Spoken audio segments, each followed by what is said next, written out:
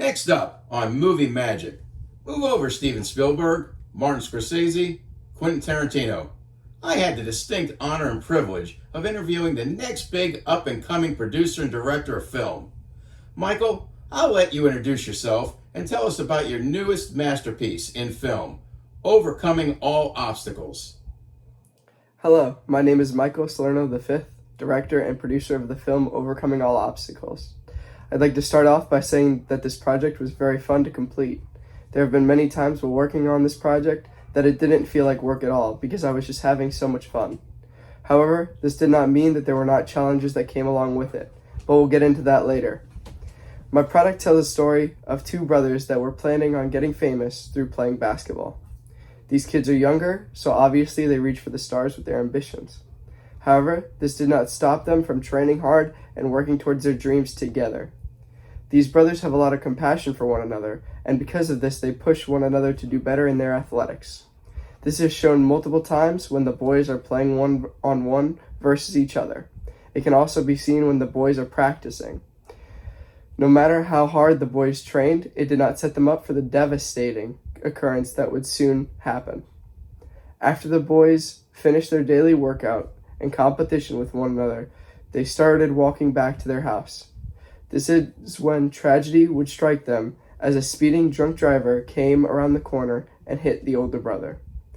This would be the biggest setback and later realized motivation to the younger brother to continue to train and later become the best basketball player because that's what the older brother would have wanted. I was absolutely riveted by this film.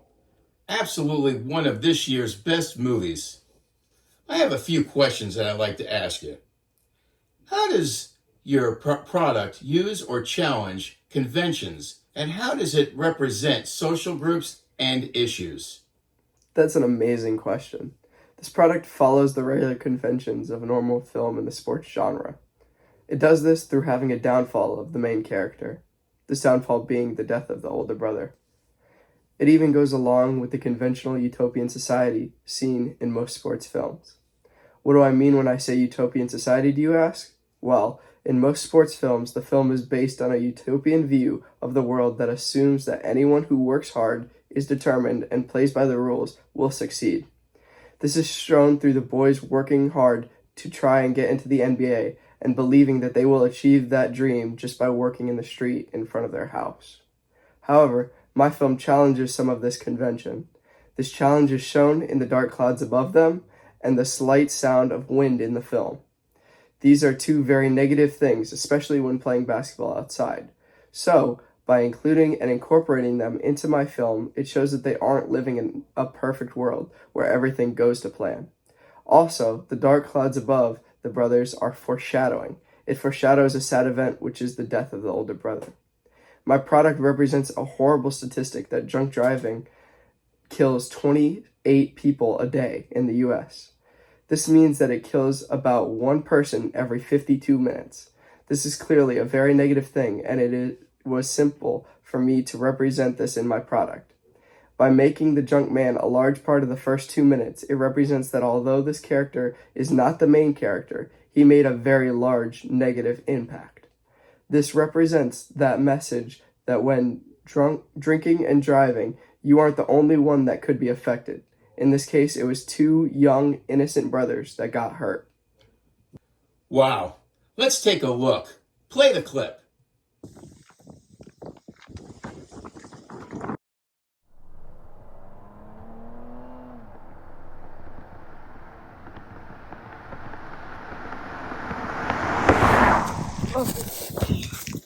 Bro, you saved me, bro.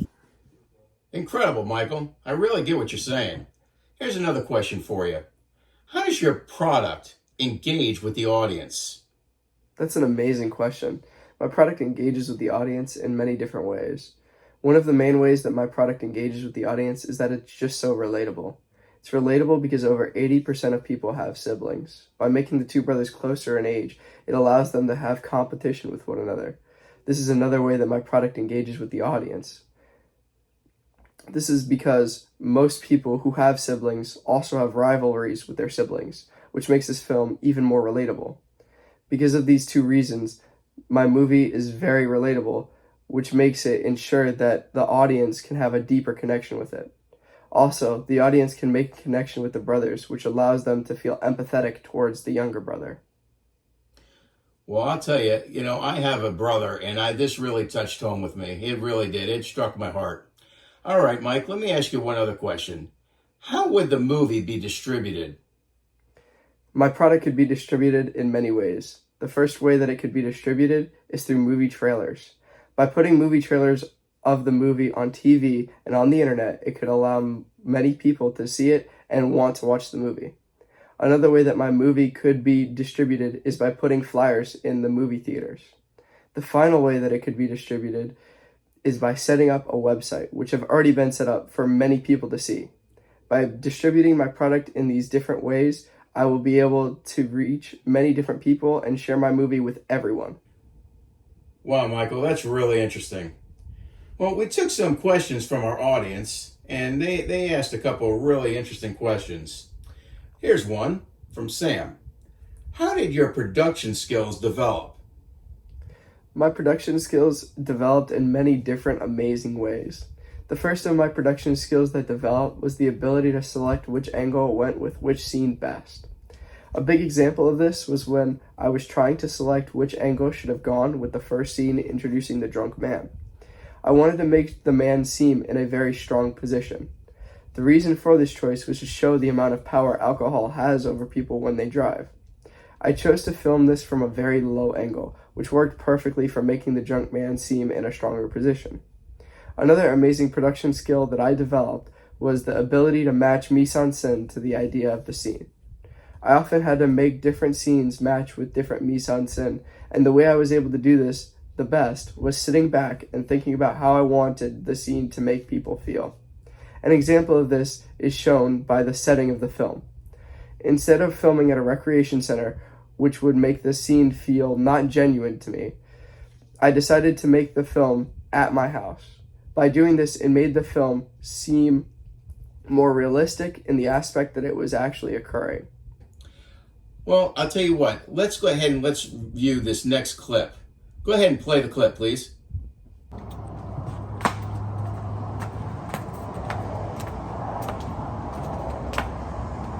Okay, my next question comes from Sarah.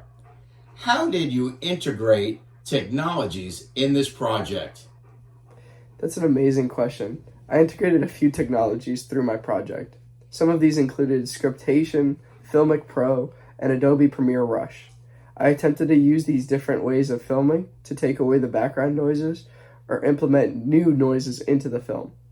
No matter how many different ways of filming I attempted to use, I figured out that the camera on my iPhone 13 was the best way to film. Another set of technology that I used was different editing softwares. I tried to use a few different types of this, and as well again, I reverted back to the editing software I knew the best, and I just went with iMovie. I could just talk to you forever. Unfortunately, we're running out of time, so I got one last question that came in from one of our audience members again. This is from Sebastian. He asks, did you have any issues occur while filming? I actually did, Sebastian. Getting my ideas out to the actors on what I wanted from them was very hard for me, and it always seemed like they didn't understand what I wanted or how I wanted it done. However, I got around this by showing them clips from other movies as examples of what I wanted. This worked really well, and it made the acting that much better.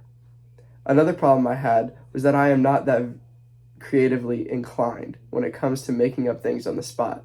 This made this project quite hard for me because I felt like a lot of my ideas were not up to par with the ideas of my peers. The best way to make this movie for me was to run general ideas through the minds of these peers. Then I would listen to their feedback. After receiving their feedback, I would write down what I liked and leave out what I didn't. Some of these ideas were very helpful. These ideas included the time of which I should film and the camera positioning. However, some of these ideas were not helpful at all. These ideas included the location of filming. This idea was very bad. As I stated, I wanted to encapsulate the sense of family and brotherly compassion. This is why I am keeping my original idea of filming at my house, where I can truly encapsulate this feeling. The final obstacle I had to overcome was trying to fit everything under a 2-minute time frame. In the grand scheme of an entire movie, 2 minutes is very, very small. Because of this, I was creating more of a movie trailer instead of the beginning of a film. There were many times where I needed to be reminded of what I was supposed to be recording. This is because I continuously was trying to include too much into my film. I often included the rise of the main character after the shortcoming in the storyboards. This is a bad thing because this often happens later in the movies with the theme I was trying to achieve. At the end of creating the storyboard for my film, I felt that I learned to manage time better and make every second count. Well, I got to tell you, Mike, I think you did a phenomenal job on this film. Well, thank you again, Michael, for your time for this interview. I know you're very busy. And I got to tell you, this is one unbelievable movie. Everybody, if you want to see a tear-jerking, feel-good movie of the year, go see Overcoming All Obstacles. This is Roger Sam signing off.